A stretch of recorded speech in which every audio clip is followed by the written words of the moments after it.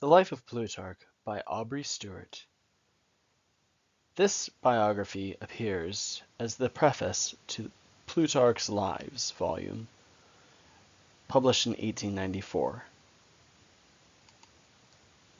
Plutarch was probably born between AD 45 and AD 50 at the little town of Chaeronea in Boeotia. His family appears to have been long established in this place, the scene of the final destruction of the liberties of the Greeks, when Philip defeated the Athenians and Boeotian forces there in 338 BC. It was here also that Sulla defeated Mithridates, and in the great civil wars of Rome we again hear, this time from Plutarch himself, of the sufferings of the citizens of Chaeronea. Nicarchus, Plutarch's great-grandfather, was, with all the other citizens, without any exception, ordered by a lieutenant of Marcus Antonius to transport a quantity of corn from Chaeronea to the coast opposite the island of Anticyra. They were compelled to carry the corn on their shoulders, like slaves, and were threatened with the lash if they were remiss. After they had performed one journey, and were preparing their burdens for a second, the welcome news arrived that Marcus Antonius had lost the battle of Actium, whereupon both the officers and soldiers of his party stationed in Chaeronea at once fled for their own safety, and the provisions thus collected were divided among the inhabitants of the city. When Plutarch was born, however, no such warlike scenes as these were to be expected. Nothing more than the traditions of war remained on the shores of the Mediterranean. Occasionally, some faint echo of strife would make itself heard from the wild tribes on the Danube, or in the far Syrian deserts, but over nearly all the world known to the ancients was established the Pax Romana. Battles were indeed fought, and troops were marched upon Rome, but this was merely to decide who was to be the nominal head of the vast system of the empire, and what had once been independent cities, countries, and nations submitted unhesitatingly to whoever represented that irresistible power. It might be imagined that a political system which destroyed all national individuality, and rendered patriotism in its highest sense scarcely possible, would have reacted unfavorably on the literary character of the age. Yet nothing of the kind can be urged against the times which produced Epictetus, Dio Chrysostom, and Arrian. While at Rome, Pliny the Younger, Tacitus, Martial, and Juvenal were reviving the memories of the Augustan age. From several passages in Plutarch's writings, we gather that he studied under a master named Ammonius at Athens. For instance, at the end of his life of Themistocles, he mentions a descendant of that great man who was his fellow student at the house of Ammonius, the philosopher. Again, he tells us that once Ammonius, observing at his afternoon lecture that some of his class had indulged too freely in the pleasures of the table, ordered his own son to be flogged, because, he said, the young gentleman cannot eat his dinner without pickles, casting his eye at the same time upon the other offenders, so as to make them sensible that the reproof applied to them also. By way of completing his education, he proceeded to visit Egypt.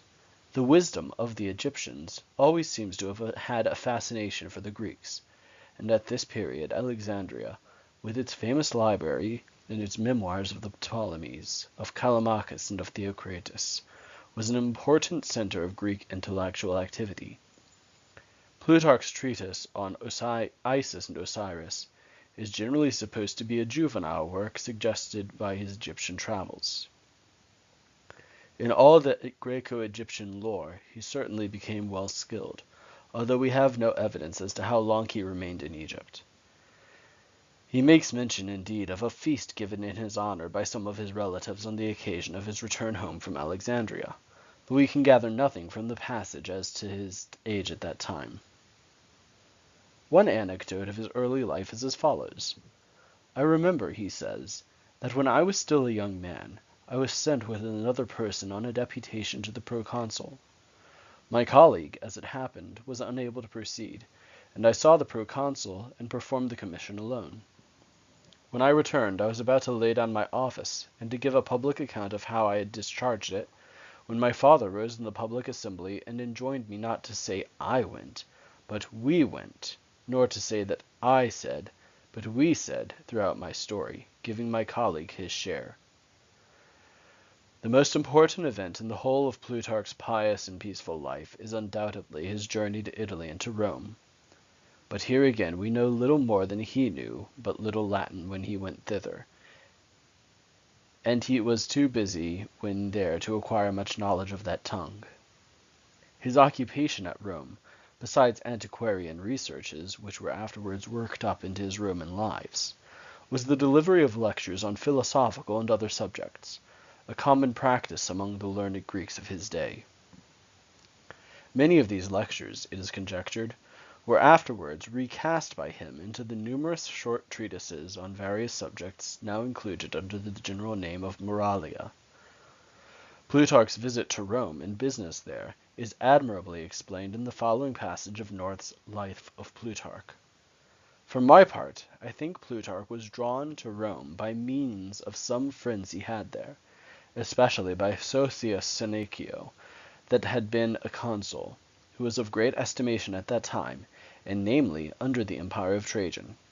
And that which maketh me think so is because of Plutarch's own words, who saith in the beginning of his first book of his Discourse at the Table, that he gathered together all his reasons and discourses made here and there, as well in Rome with Senecio, as in Greece with Plutarch and others, not being likely that he would have taken the pains to have made so long a voyage, and to have come to such a city where he understood not their vulgar tongue, if he had not been drawn thither by Senecio and such other men, as is also an acknowledgment of the good turns and honor he had received by such men. He dedicated divers of his books unto them, and among others the Lives unto Senecio, and the 9 volumes of his Discourse at the Table, with the treatise, How a Man may know that he profiteth in virtue.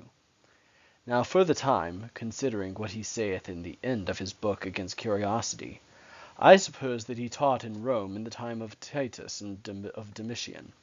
For touching this point, he maketh mention of a nobleman called Rusticus, who being one day at his lecture would not open a letter which was brought him from the emperor, nor interrupt Plutarch, but attended to the end of his declamation, and until all the hearers were gone away, and addeth also that Rusticus was afterwards put to death by the commandment of Domitian.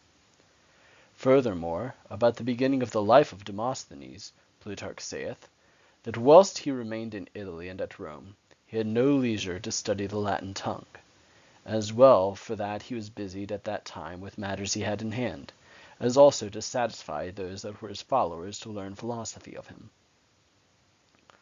A list of Plutarch's writings would be a very long one. Besides the Lives, which is the work on which his fame chiefly rests, he wrote a book of table talk, which may have suggested to Athenaeus the plan of his symposium. The most remarkable of his minor works is that on the malignity of Herodotus.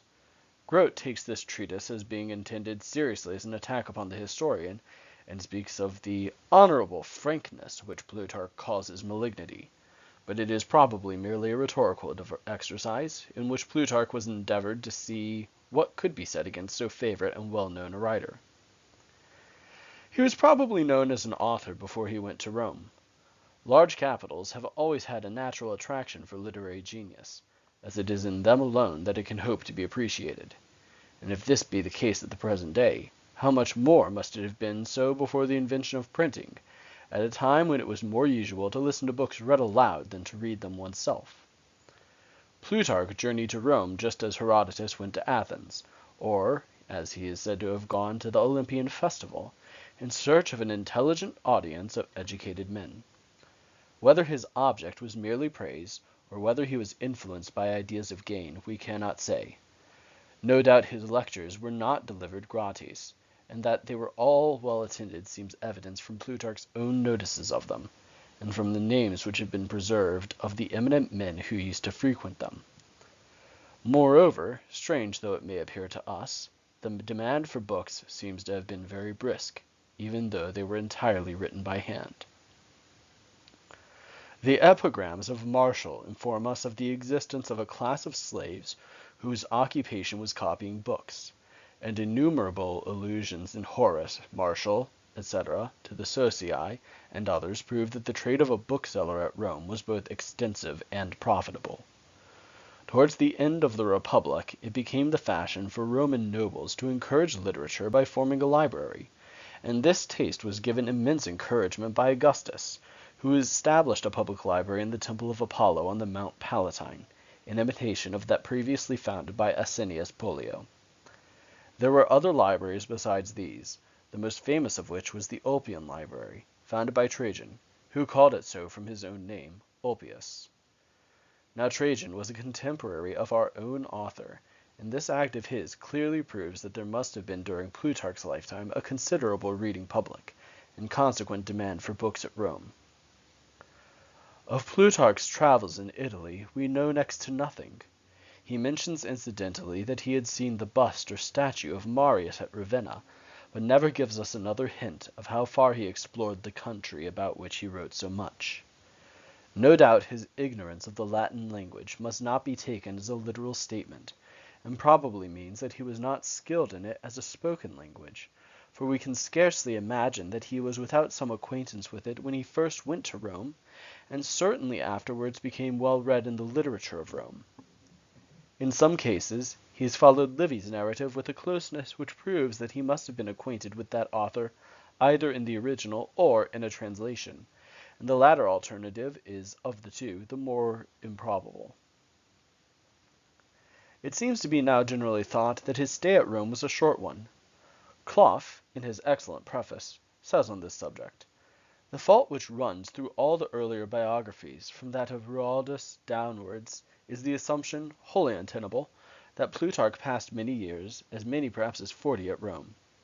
The entire character of his life is of course altered by such an impression." He then goes on to say that in consequence of this mistaken idea, it is not worth while for him to quote Dryden's Life of Plutarch, which was originally prefixed to the translations re-edited by himself. Yet I trust I may be excused if I again quote North's Life of Plutarch, as the following passage seems to set vividly before us the quiet literary occupation of his later days. "For Plutarch, though he tarried a long while in Italy and in Rome, yet that took not away the remembrance of the sweet air of Greece, and of the little town where he was born. But being touched from time to time with a sentence of an ancient poet, who saith that, In whatsoever country men are bred, I know not by what sweetness of it led, they nourish in their minds a glad desire, Unto their native homes for to retire. He resolved to go back into Greece again, there to end the rest of his days in rest and honor among his citizens, of whom he was honorably welcomed home. Some judge that he left Rome after the death of Trajan, being then of great years, to lead a more quiet life. So being then at rest, he earnestly took in hand that which he had long thought of before, to wit, the Lives, and took great pains with it until he had brought his works to perfection, as we have done at this present, although that some lives, as those of Scipio African, of Metellus Numiticus, and some other, are not to be found. Now himself confesseth in some place, that when he began his work, at the first it was but to profit others, but that afterwards it was to profit himself, looking upon those histories as if he had looked in a glass, and seeking to reform his life in some sort, and to form it in the mould of the virtues of these great men, taking this fashion of searching their manners, and writing the lives of these noble men, to be a familiar haunting and frequenting of them. Also he thought, said he himself, that he lodged these men one after another in his house, entering into consideration of their qualities, and that which was great in either of them, choosing and principally taking that which was to be noted, and most worthy to be known in their sayings and deeds. Of Plutarch in his domestic relations we gather much information from his own writings. The name of his father has not been preserved, but it was probably Nicarchus, from the common habit of Greek families to repeat a name in alternate generations. His brother Timon and Lamprias are frequently mentioned in his essays and dialogues, where Timon is spoken of in the most affectionate terms. Rualdus has ingeniously recovered the name of his wife Timoxena, from internal evidence afforded by his writings. A touching letter is still extant, addressed by Plutarch to his wife, bidding her not to give way to excessive grief at the death of their only daughter, who was named Timoxena after her mother. The number of his sons we cannot exactly state. Autobulus and Plutarch are especially spoken of as his sons, since the treatise on the Timaeus of Plato is dedicated to them, and the marriage of his son Autobulus is the occasion of one of the dinner parties recorded in the Table Talk. Another person, one Soclarus, is spoken of in terms which seem to imply that he was Plutarch's son, but this is nowhere definitely stated. His treatise also on marriage questions, addressed to Eurydice and Polyaenus, seems to speak of her as having been recently an inmate of his house, but without enabling us to form an opinion whether she was his daughter or not. A modern writer well describes his maturer years by the words, "Plutarch was well born, well taught, well conditioned, a self-respecting, amiable man, who knew how to better a good education by travels, by devotion to affairs private and public, a master of ancient culture. He read books with a just criticism, eminently social, he was a king in his own house, surrounded himself with select friends, and knew the high value of good conversation," and declares in a letter written to his wife that he finds scarcely an erasure, as in a book well written, in the happiness of his life. He was an active member of the little community of Chaeronea, being archon of that town. Whether this dignity was annual or for life we do not know, but it was probably the former, and very likely he served it more than once. He speaks of his devotion to the duties of his office as causing him to incur the ridicule of some of his fellow citizens, when they saw him engaged in the humblest duties. But, he says, in Clough's version, the story told about Antisthenes comes to my assistance, when some one expressed surprise at his carrying home some pickled fish from market in his own hands. "It is," he answered, "for myself." Conversely, when I am reproached with standing by and watching while tiles are measured out, and stone and mortar brought up, this service, I say, is not for myself, it is for my country. Plutarch was for many years a priest of Apollo at Delphi. The scene of some of his table talk is laid there, when he, in his priestly capacity, gives a dinner party in honor of the victor in the poetic contest at the Pythian Games.